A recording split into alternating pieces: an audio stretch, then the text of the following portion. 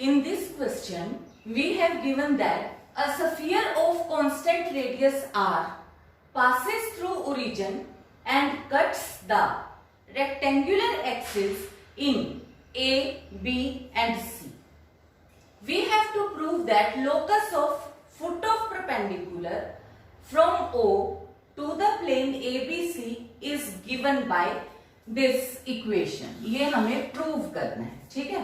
तो सबसे पहले अब हमने क्या किया, हमने x एक्सिस, y एक्सिस और z एक्सिस बना लिए। इसमें अपने को पता है जहां ये एक्सिस मिलते हैं उस पॉइंट को हम O से रिप्रेजेंट करते हैं। हमने O को ओरिजिन लिया हुआ है और यहाँ पे जब ये एक्सिस को कट करता है A, B और C पॉइंट पे, तो हमें ये पॉइंट आइडिया है कि हम लेते हैं x एक्सिस पे y और z 0 होता है, तो मैंने कह दिया से A 0 0, सिमिलरली 0 B 0 0 0 C। ये A B C 3 पॉइंट्स हो गए। ओरिजिन तुम्हें पता ही है 0 0 0 होता है। अब इसके बाद देखो यहां से OA की वैल्यू A हो गई, OB की B, OC की वैल्यू C हो गई। अब अगर हमारे को पता है कि कोई भी एक प्लेन होता है जो कि पास करे इन 3 पॉइंट्स में से A 0 0 0 B 0 0 0 C, तो वो हमारे को हमने क्या इक्वेशन दी थी उसकी, LX plus MY plus NZ is equal to P कह लो या यहाँ plus P is equal to 0, कोई फर्क नहीं पड़ेगा। हम इस तरीके से ये लास्ट लेक्चर्स में निकाल चुके हैं, डिराइव कर चुके हैं प्लेन की इक्वेशन ABC। तो इस इक्वेशन में हम एक बार ये पॉइंट और ये पॉइंट पुट कर देंगे, P कट जाएगा क्योंकि जो भी वैल्यू है LMN की वो डिपेंडेंट अपॉन P आएगी, P थ्रू आउट कट जाएगा और उससे हमें ये वाली इक्वेशन ऑफ प्लेन ABC मिल जाएगी, ठीक है।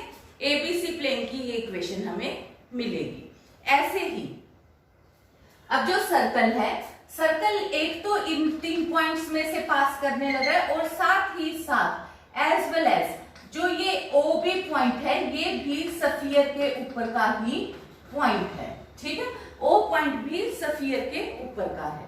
तो ये 4 पॉइंट्स में से जब कोई स्फीयर पास करता है तो ये इक्वेशन भी हम लास्ट लेक्चर्स में निकाल चुके कि a sphere passing through 0 0 0 A 0 0 0 B 0 0 0 C is, तो ये हमने डिराइव की है ये इक्वेशन। वैसे जो जनरल इक्वेशन होती है वो हमें पता है x square plus y square plus z square plus 2ux plus 2vy plus 2wz plus d is equal to 0।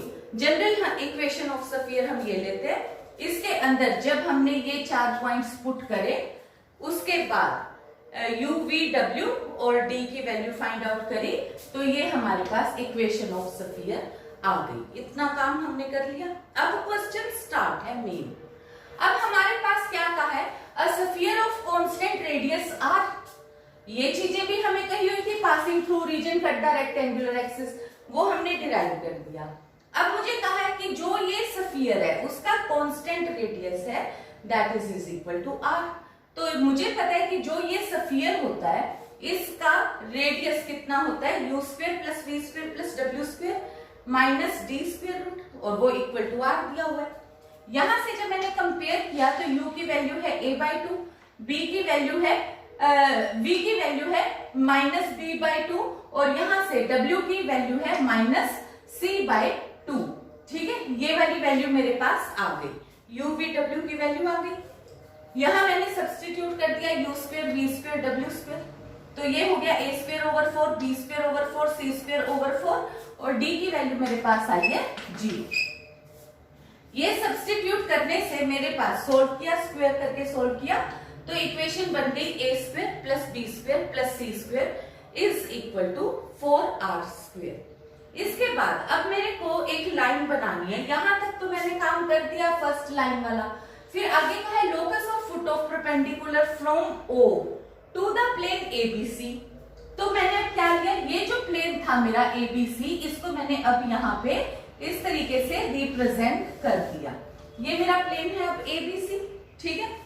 अब ये जो पॉइंट O है, इस पॉइंट O से मैंने इस प्लेन के ऊपर परपेंडिकुलर डाल दिया।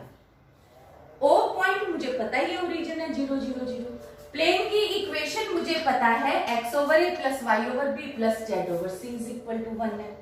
तो अब मैंने क्या किया, कोई भी लाइन जो कि इस प्लेन में से पास करती हो, कि उसका एक पॉइंट प्लेन में हो और O से आती हो, वो कोई भी जनरल लाइन किस तरीके की होगी, x माइनस x1, कोई भी general line x minus x1 over n, y minus y1 over n, z minus z1 over n होगी।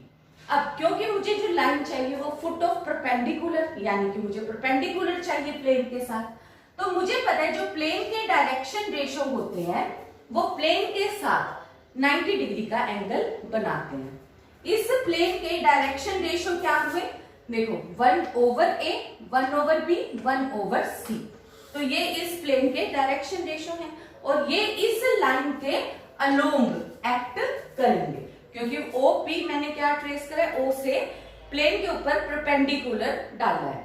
तो यहाँ पे अपने पास वैल्यू क्या हो गई, x minus x1 over n, y minus y1 over n, z minus z1 over n, और कहां से पास कर रहा है ये पॉइंट, 0 0 0। x1 y1 z1 की जगह मैंने 0 पुट की, क्योंकि मैं लाइन ले रही हूं थ्रू ओरिजिन, तो यही वाली वैल्यू हो गई x y z, और l m n की वैल्यू, यहाँ डायरेक्शन रेशो क्या है, 1 over a, 1 over b, 1 over c। इसको सोल्व किया तो ये a ऊपर चला गया, बन गया ax equal to by is equal to cz is equal to say k। तो यहां से मेरे पास अब वैल्यू निकल आएगी, x y z की वैल्यू मैं निकाल सकती हूँ। x की वैल्यू मेरे पास क्या हो गई, k ओवर a, ठीक है, x की वैल्यू आ गई k ओवर a, y की वैल्यू आ गई k ओवर b, z की वैल्यू आ गई k ओवर c। तो एनी पॉइंट इस लाइन के ऊपर कोई भी पॉइंट है तो वो इस तरीके का होगा, और अगर ये फुट ऑफ परपेंडिकुलर है, यानी कि वो पॉइंट ये P है, क्योंकि मुझे तो लोकस किसका चाहिए, फुट ऑफ परपेंडिकुलर का, तो यानी कि ये पॉइंट अगर P है तो ये इस प्लेन की इक्वेशन को सेटिस्फाई करेगा, क्योंकि P foot of perpendicular, perpendicular कहां पे लाई कर रहा है, प्लेन के ऊपर लाई कर रहा है, तो प्लेन के ऊपर है तो प्लेन की इक्वेशन को सेटिस्फाई करेगा। अब यहाँ पे प्लेन की इक्वेशन मेरे पास क्या है, x ओवर a, x की जगह पे मैंने क्या पुट कर दिया, k ओवर a, तो ये क्या बन गया, k ओवर a स्क्वायर। तो मेरे पास ये इक्वेशन क्या बन गई, k over a square plus k over b square plus k over c square is equal to 1। अब यहाँ से मैंने इसमें से k कॉमन निकाल लिया और a स्क्वायर को अपसाइड लिखा, तो ऐसे a raise to power -2 plus b raise to power -2 plus c raise to power -2 is equal to 1। That is k की वैल्यू मेरे पास कितनी आ गई, 1 over a raise to power -2, b raise to power -2 plus c raise to power -2। अब देखो जो ये मेरे पास फुट ऑफ परपेंडिकुलर थे वो x की वैल्यू मेरे पास कितनी थी, यहां से जो मैंने निकाली थी तो वो मेरे पास आई थी k over a, k over b और k over c, x y z की वैल्यू, ठीक है ना, x y z की वैल्यू मेरे पास ये रिजल्ट आई थी, k over a, k over b, k over c। अब इसके अंदर जब मैं ये वाली वैल्यूज k की सब्स्टिट्यूट कर देती हूँ, तो मैंने देखो अब क्या किया, a इनवर्स को अपसाइड लिख लिया, a की वैल्यू क्या हो गई, a इनवर्स, ठीक है, और यहां से k की वैल्यू मेरे पास क्या आई हुई है, 1 ओवर, तो इसको मैंने 1 over a raise to power -2 plus b raise to power -2 plus c raise to power -2, बिल्कुल सेम तरीके से मैंने y और z कोऑर्डिनेट भी लिख लिया। अब देखो हमने पॉइंट्स निकाल दिए x1 y1 z1, वो हमारे पास क्या आ गए, x1 is equal to a raise to power -2 over a raise to power -2 plus b raise to power -2 plus c raise to power -2। Similarly y1 और z1 जो कि अपने पास फुट ऑफ परपेंडिकुलर OP है, यानी कि P पॉइंट है, यानी कि ये P पॉइंट है जो कि अपने पास x1 y1 z1 है, जो कि प्लेन में से लाई करता है और O का फुट ऑफ परपेंडिकुलर है। तो यहां से अपने पास अब इधर से रिजल्ट के अकॉर्डिंग अब मुझे क्या चाहिए, locus of foot of perpendicular, locus of foot of perpendicular, यानी कि अब मुझे सारा आंसर x1 y1 और z1 पे शिफ्ट करना है। तो मैंने आंसर को ध्यान में रखते हुए, आंसर में था मेरे पास x square plus y square plus z square, तो इस चीज को ध्यान में रखते हुए अब इन तीनों को स्क्वायर और ऐड करके देखा। तो यहां से मेरे पास आ गया x1 square plus y1 square plus z1 square is equal to a raise to power -2 plus b raise to power -2 plus c raise to power -2 over इसी चीज का होल स्क्वायर। एक वैल्यू कट गई तो मेरे पास अब ये रिजल्ट आ गया। अब इस वाली इक्वेशन में x कोऑर्डिनेट मुझे कितना दिया हुआ है, ये रिजल्ट है। अब अगर मैं इसमें a इनवर्स इधर ले आती हूँ तो ये वाला रिजल्ट मेरे पास क्या आ गया कि this value is equal to x1 over a inverse. बिल्कुल सेम तरीके से अब यहां से मेरे पास हो गया x1 square plus y1 square plus z1 square over x1 is equal to 1 over a inverse. a inverse को मैं ऊपर ले जाती हूँ तो ये a की वैल्यू मेरे पास क्या आ गई, x1 square plus y1 square plus z1 square over x1। Similarly I can calculate b and c। b और c की भी वैल्यू बिल्कुल सेम इसी पैटर्न से आ जाएंगी, बस x1 की जगह y1 और यहाँ पे z1 आ जाएगा, c में z1 आ जाएगा। तो अब मेरे पास a, b और c की वैल्यूज आ गई। अब क्वेश्चन जो कह रहा है वो हमारे पास कहाँ का लोकस निकालना था। देखो हमारे पास constant radius r passing through, तो कांस्टेंट रेडियस r वाली इक्वेशन हमारे पास कौन सी थी, वो जो ये हमने बनाई थी कि इस स्फीयर के सेंटर से हमने सेंटर को कितना कंसीडर किया था r, और वहां से ये इक्वेशन डिराइव की हुई है a square plus b square plus c square is equal to 4r square. तो इस इक्वेशन में अब मैंने ये a, b और c जो मैंने अभी डिराइव की हैं उनको यहाँ पे पुट कर दिया।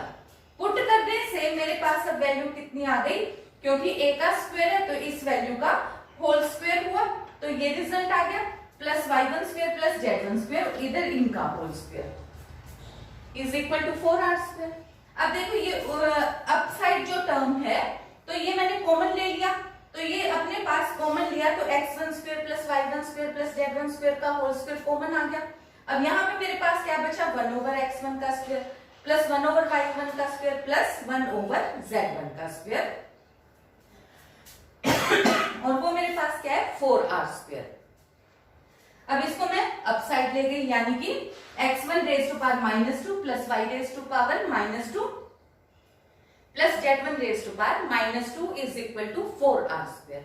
अब मुझे लोकस लेना है किसके अलोंग, x1 y1 z1 के, तो अब मैंने लास्ट में लोकस ले लिया, locus along x1 y1 z1, और ये मेरे पास ये आंसर आ गया x square plus y square plus z square plus x raise to power -2 plus y raise to power -2 plus z raise to power -2 is equal to 4r square, और यही मुझे यहां से डिराइव करना था। ठीक है, सो दैट इज ऑल।